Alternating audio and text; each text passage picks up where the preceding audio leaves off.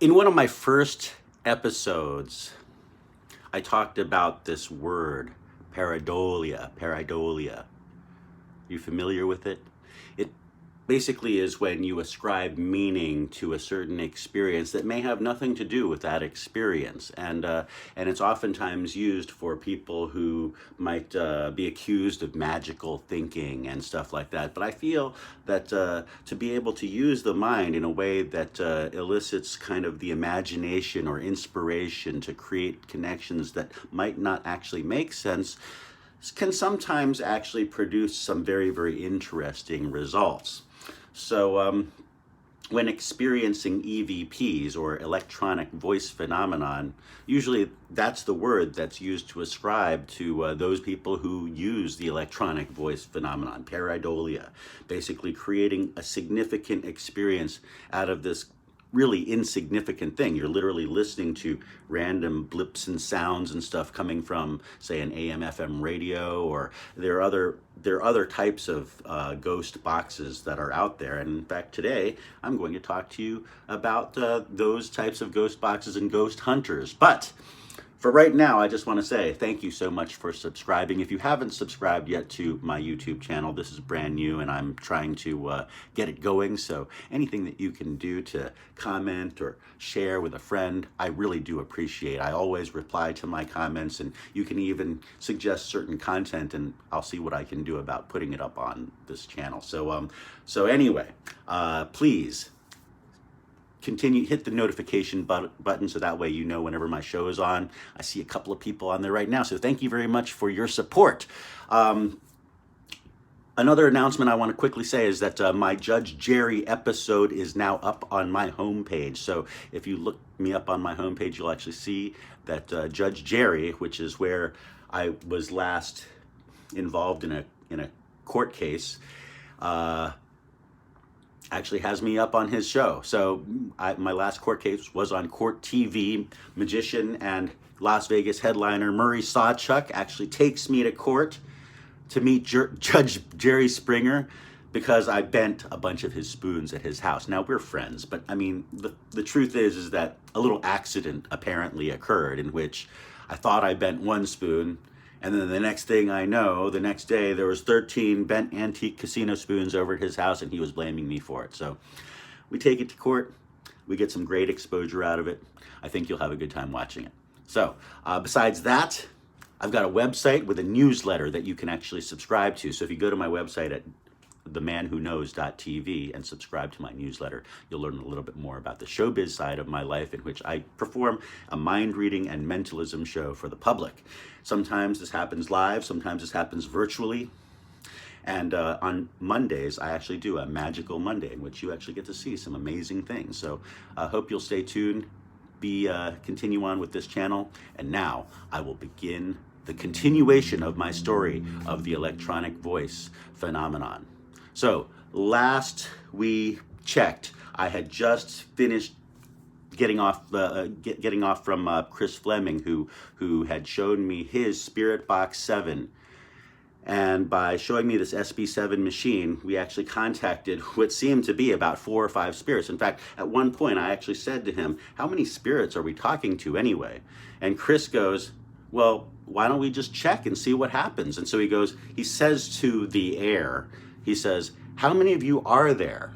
And suddenly, through his ghost box, it starts going, like literally voices start showing up. It's going, shh, shh, shh, hey, shh, hi, shh, shh, hello, shh, shh. And like these weird voices literally started coming through.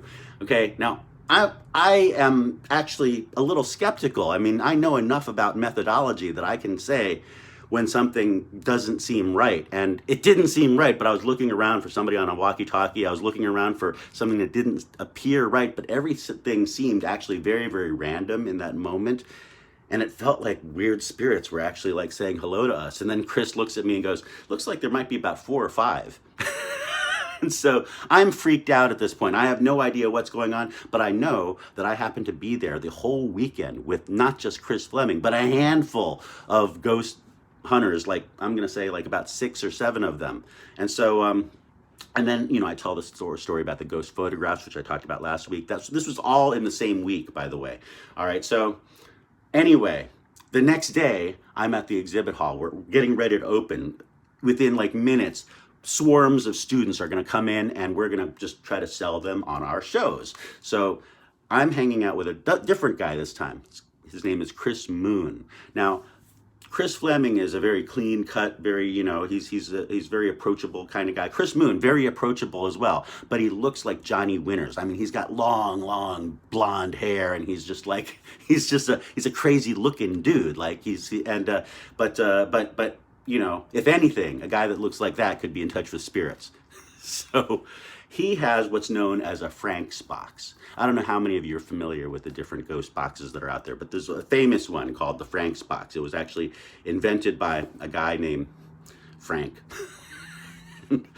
And he makes them collector's items. So basically, if you buy a Frank's box, each and every Frank box looks different from one another. I'm not sure, they're around $100 or something like that. I do not own one. In fact, I don't even ghost hunt for a living, but this is my experience, and it's a real one. So the Frank's box works a little bit differently than the SB7 that Chris Fleming had. It has like kind of a weird thing in which you just kind of tweak it's almost like frequencies that you hear kind of surfacing up from the speakers. So at this point, I decide, well, since I worked on that spirit box last night with Chris Fleming, and we asked it a bunch of questions, I'll just go ahead and start. So he turns the thing on. He makes sure that everything's tuned in. He believes that it's connected to one spirit that he's in connection to, at least on a regular basis. And so maybe there's more, but there's one particular spirit that he's out looking for, and so it's of a boy who apparently died in a motorcycle accident in his hometown.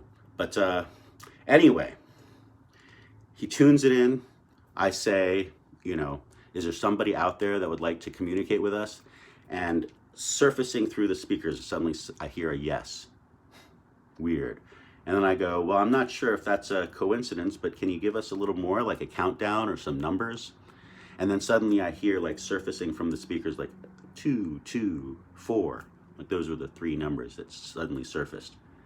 And then I said, because I started to feel like, I wanted to see if it could answer something that I couldn't answer. So I said, am I going to make it home tomorrow? Because I knew that there was going to be a snowstorm that kind of comes up the New Jersey Turnpike. I had to drive back to Washington, D.C. from Boston. And so suddenly I literally said, can I make it home tomorrow? And then I heard nothing, like literally just silence. And so then I went, am I going to hit snow? And then from these speakers, suddenly it rises like 3 different voices. They didn't sound the same, but 3 different voices that went snow, snow, snow. Or maybe it said no, no, no. I don't know, but it sounded like snow, snow, snow, like 3 times. And it was interesting because I was like, okay, well, and then I said, am I going to hit traffic? And then this voice came up almost like a weather reporter saying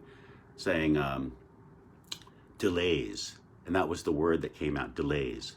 And then I was just like, whoa, that's really interesting. And then suddenly the speaker comes on, the overhead intercom comes on, says the marketplace is now open. And now suddenly all these college kids come in through the doors, and we're out now trying to just sell our shows to everybody. And so I can't talk to the ghosts anymore. So anyway, I'm thinking about that, and I'm going, okay, that's interesting. Next morning, I wake up, I drive out of Boston, and as I'm driving out, it's a beautiful day. So I'm thinking, well, missed out on the snow, snow, snow. Then I hit, where's that P.T. Barnum area of Connecticut, Newbridge or something like that? Around that area of Connecticut, right around Newtown or something like that. Suddenly, huge snowstorm hits, and I'm in the left lane, and I'm noticing that like there's lots of ice and slush and stuff on the road suddenly, and so I try to edge out into the right lane, and as I do, suddenly my car just goes out of control. I drive an Audi, but suddenly it's like spinning around like at least a full 360-degree spin across 4 lanes of traffic. And all I can think about is, I hope I don't hit another car. I hope the car that I hit isn't going to have kids in it. And I'm literally like thinking all these things while I'm like doing a ballet dance across 4 lanes of traffic. And then suddenly I just hit the right meridian strip, the median strip, and my car bounces over, and suddenly I'm on like an on ramp from a service area, and the snow is just piling down on top of my windshield, and my tires are completely out, my car is totaled, and I'm just thinking to myself, delays.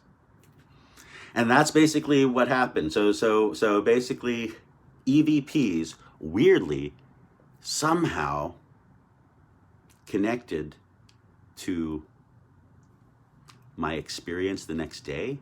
Did they predict the snow? Is that pareidolia? Did that somehow did I just make that happen for myself after thinking that that's what took place?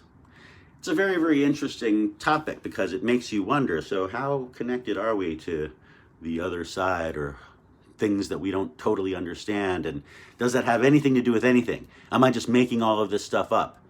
So the story continues actually tomorrow, where it gets even deeper.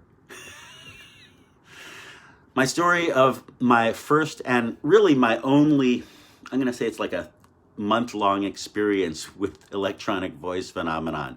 I find that the experiences that I have are very unusual. They're interesting. They're different. I try to have as many different types of experiences as possible. I haven't even touched upon all of them.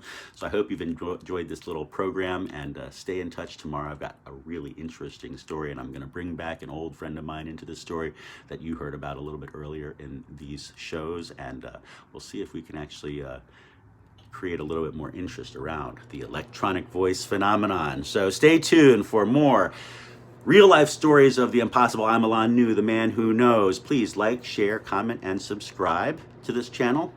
I appreciate you. Thanks.